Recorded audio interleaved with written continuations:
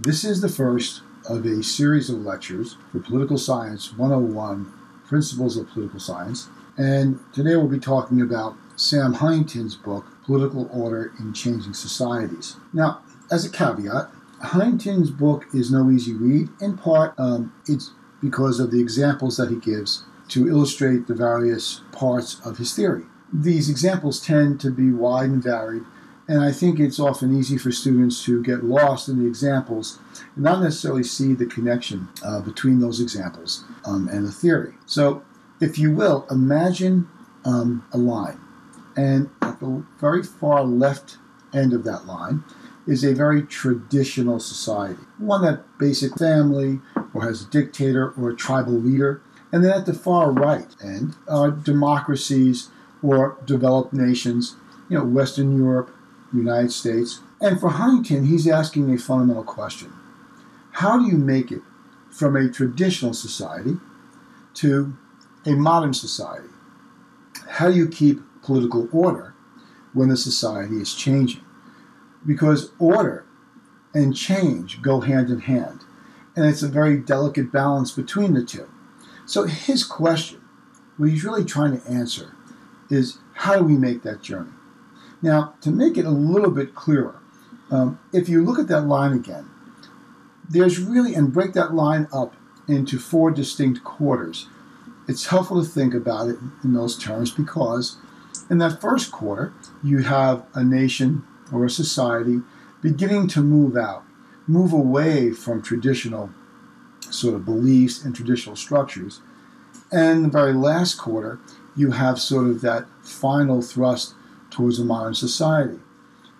The two middle quarters, the second and the third, is probably where most of the trouble, most of the difficulties reside, because in large measure, those are the most intense periods. You're far enough away from the traditional structure that you're looking for something to give you stability, and yet moving towards modernity close enough to be frustrated by the fact that you have yet to catch up.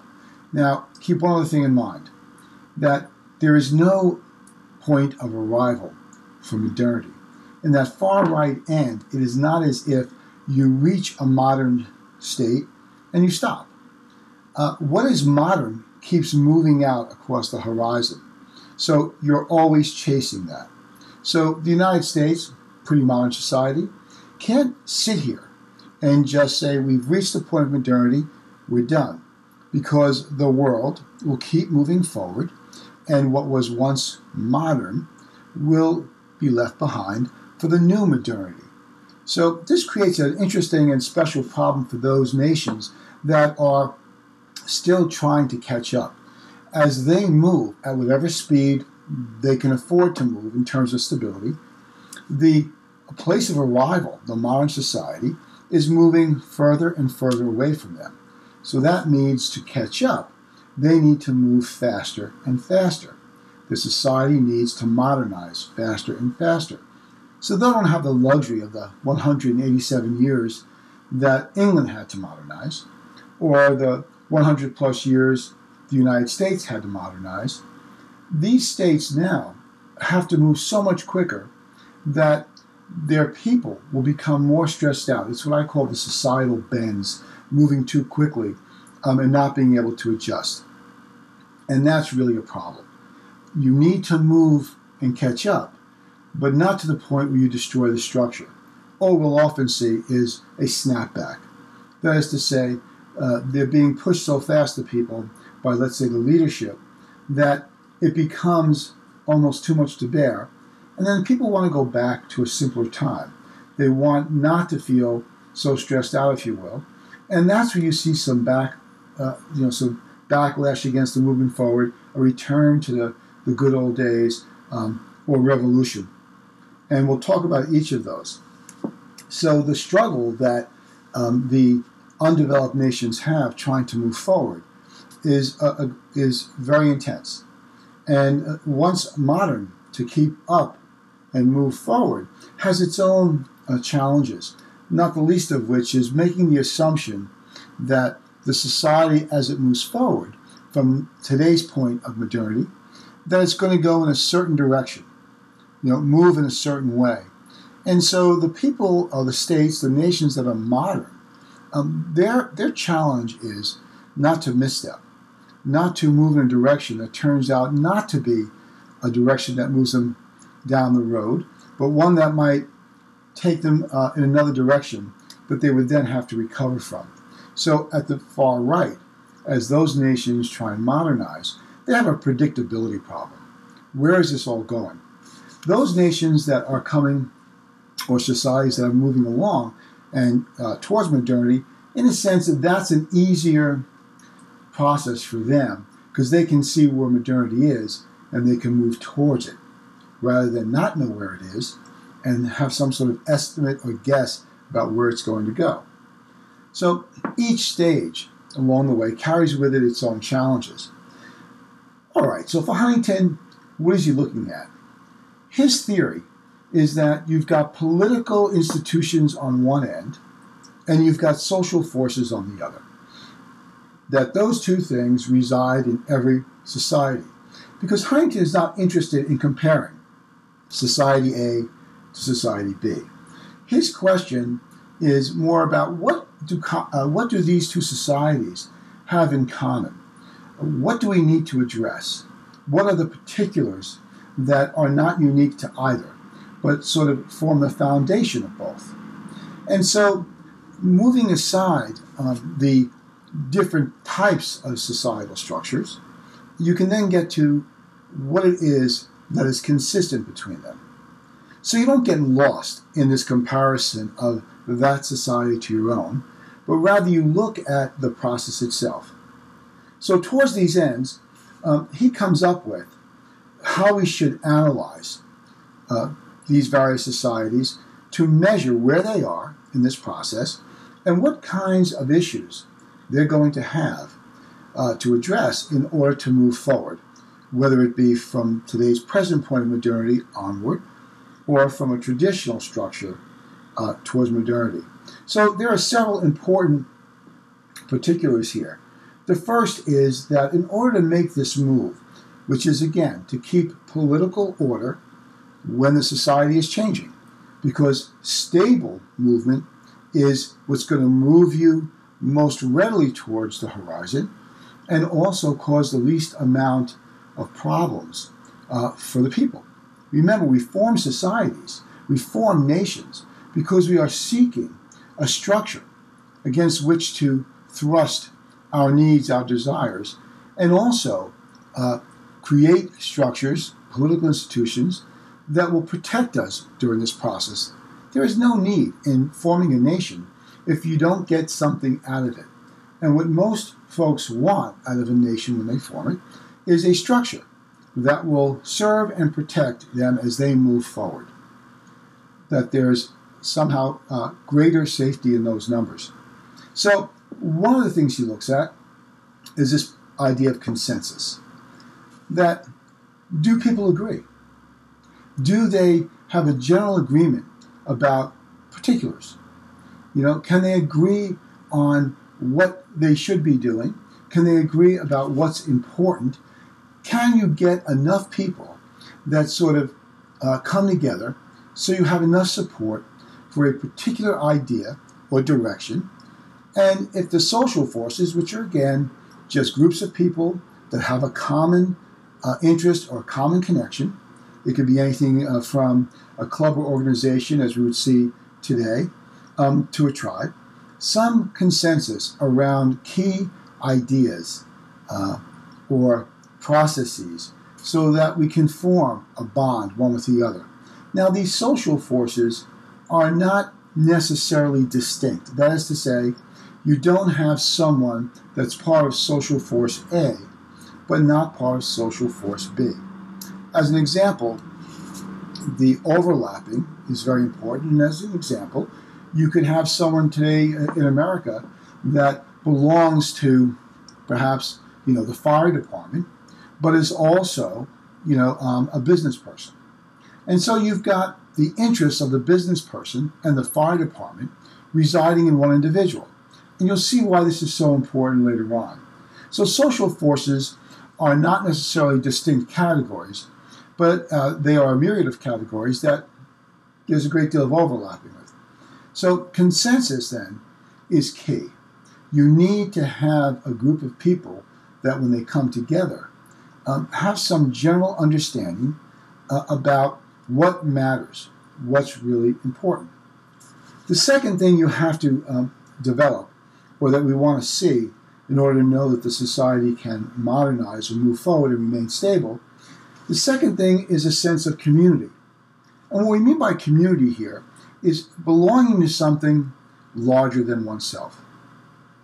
That somehow we are bound one to the other because of various beliefs, hopes, fears, that we come together one to the other and sort of form a bond where where we're distinct from perhaps other communities, right? I guess probably the simplest example I can give here is think of professional sports. There is a whole community that will form around a particular given sport or team. They'll have their own traditions. They'll do their own stuff that makes them feel unique in some way. So a community is just a number of people that rally around a particular idea or cause that they believe distinguishes them from others.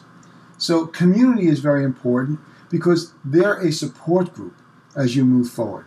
Belonging to a structure that's larger than yourself gives you some sense of security, not necessarily being the only voice. The third thing is legitimacy.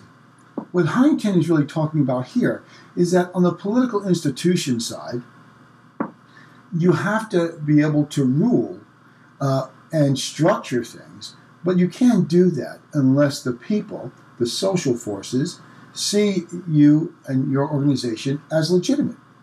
That means they look at you and say, yes, these people or this group should make decisions about X. So legitimacy for political institutions is absolutely key. If the social forces do not see your political institution as legitimate, it can't do its job.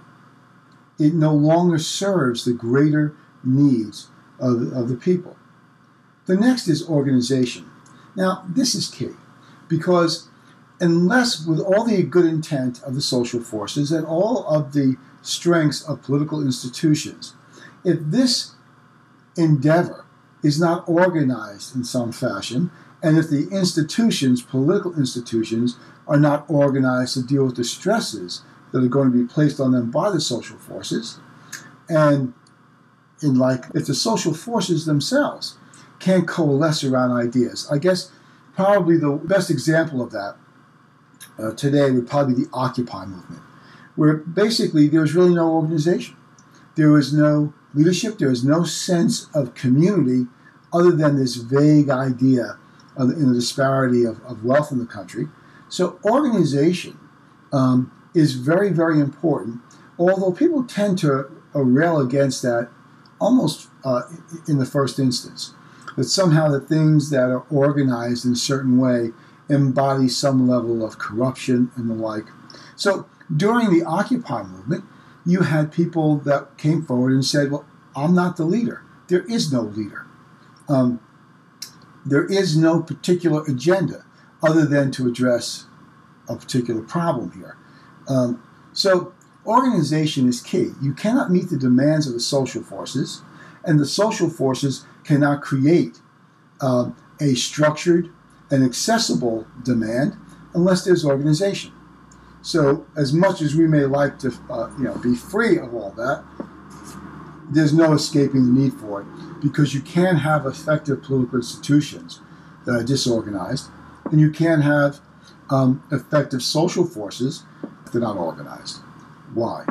Social forces, their job is to bring together the demands, to ferret through the various preferences, and come and give a unified request, demand, to the political institutions.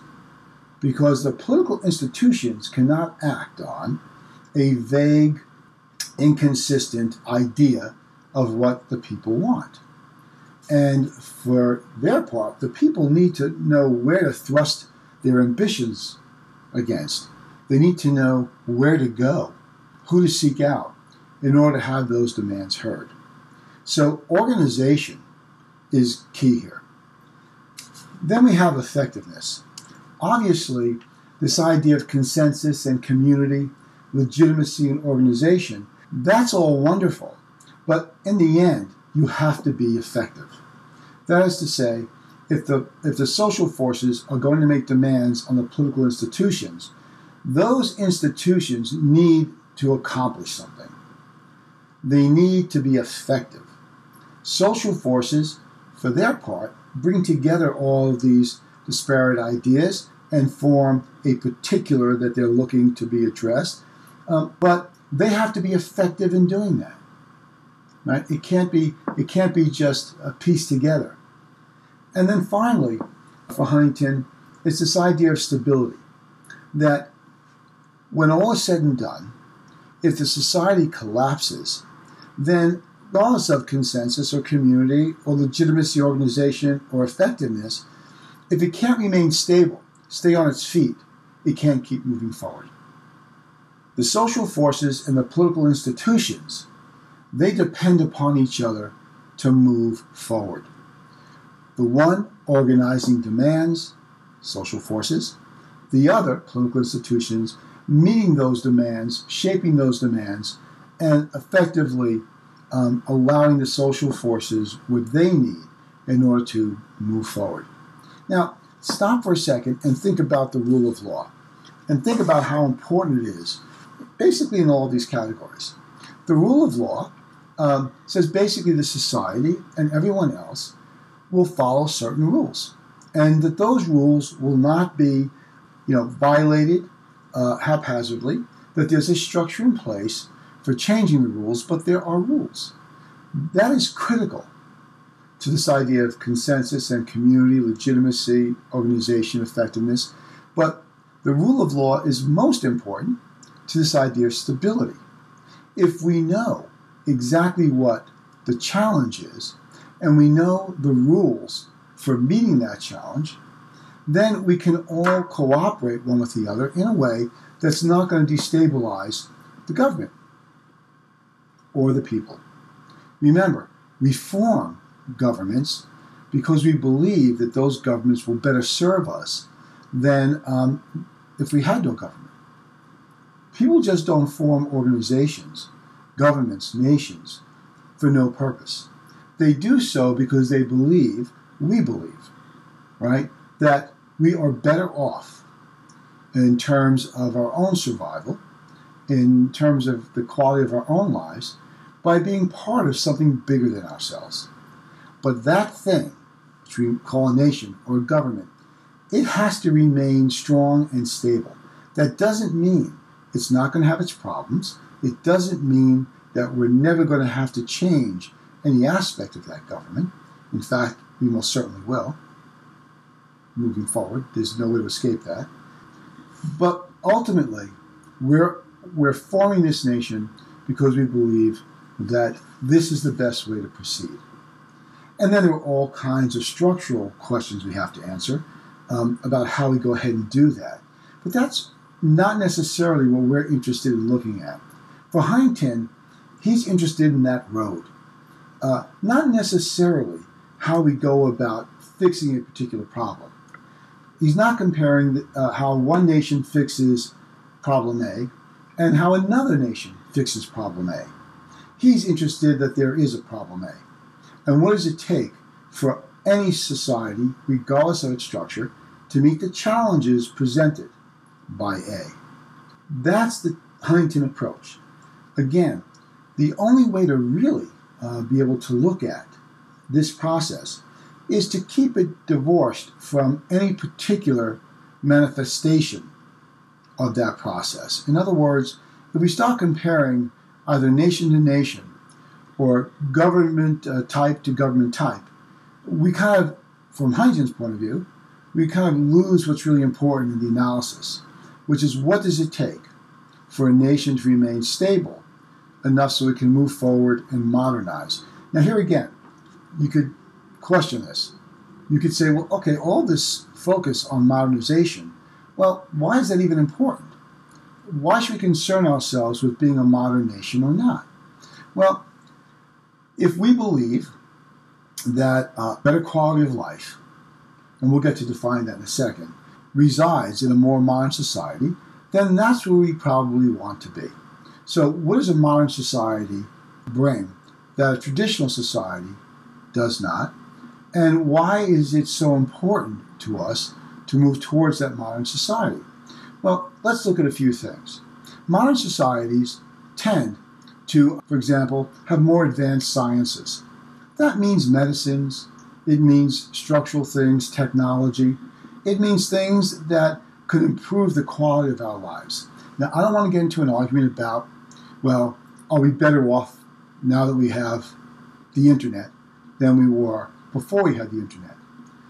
Are we better off now because there's cable than when there wasn't cable? These are conversations people like to have.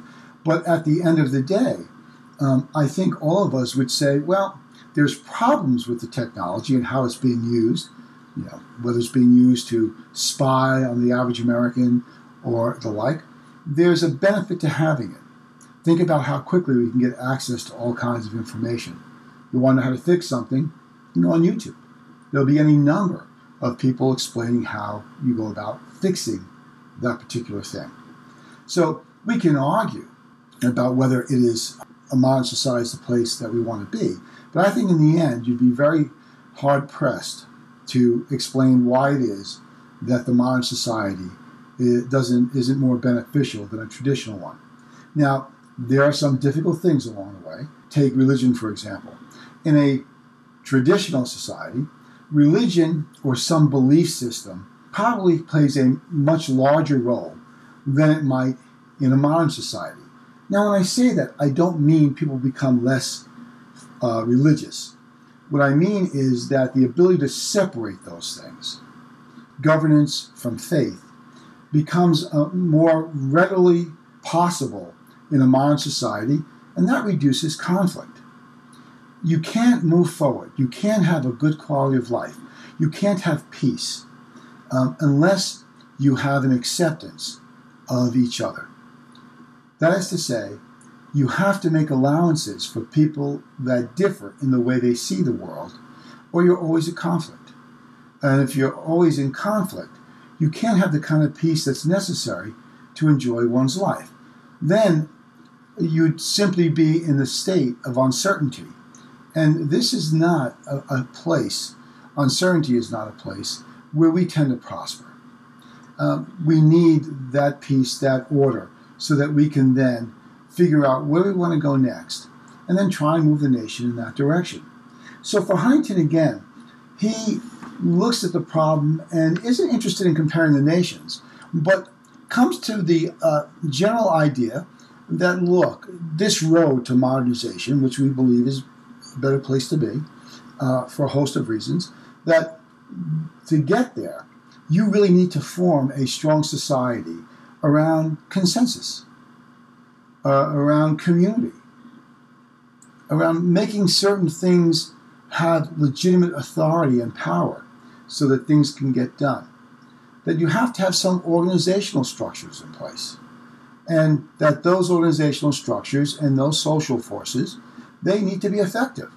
The social forces in bringing together the demands in a coherent manner, and the political institutions being able to address those issues. It doesn't mean, by the way, resolving them or always agreeing with the public. What it means is doing what the public needs done, even if at times the political institutions disagree. They then have to educate the social forces about why they disagree. And that's the sense of building consensus. That's how you do that. So if this is done well, then you have the most important thing in place. You have stability. And stability is critical in moving from a traditional society to a modern society, and is most needed during that second and third quarter where revolution is likely to crop up, where conflict is likely to happen, because people do not let go of the past so readily. And as you make that transition down the road, and you turn the corner into that second quarter, you're far enough away from a traditional society that where you now reside in this second quarter begins to become burdensome. What that means is now the things you believed, right, more and more become challenged. And when what you've held on to as having meaning begins to become questioned, this creates a great deal of uncertainty. And it's that uncertainty that begins to cause a breakdown in consensus, a breakdown in community, a refusal to see certain political institutions as legitimate, an unwillingness to organize and structure things. And of course, with all that comes a lack of effectiveness, which then just feeds back into the loop again and creates a further breakdown in consensus and community and the like. And ultimately, stability is lost. That ends the first lecture. We'll pick it up from there.